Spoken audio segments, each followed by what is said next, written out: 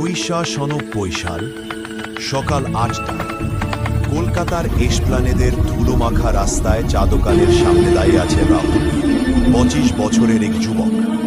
হাতে একটা ছোট কালো সবুজ যন্ত্র, নোকিয়া 2100, ভারতের প্রথম কিপ্যাড মোবাইল। দোকানদার চেঁচাচ্ছে, এই নাও 16,000 টাকার যন্ত্র, কলকাতায় প্রথমবার। রাহুলের হাত কাঁপছে, বোতাম টিপল, রিং রিং। প্রথমবারের মতো কলকাতার বাতাসে বেসে উঠল মোবাইলের ঘণ্টা। চারপাশের লোকজন থমকে দাঁড়াল। এক বুড়ো বলল, এ কি জাদুর ডাকাতি। এক মেয়ে হেসে বলল, আকাশ থেকে কথা আসে। সেই মুহূর্তে শুরু হলো ভারতের প্রযুক্তি বিপ্লবের প্রথম অধ্যায়। কৌতূহলের ঢেউ ছড়িয়ে পড়ল গলি গলিতে, মোবাইল যুগ এলো।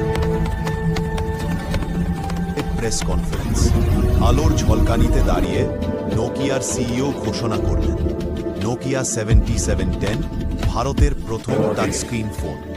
দিল্লির এক কলেজ ছাত্রী প্রিয়া প্রথম দিনটি কিনল।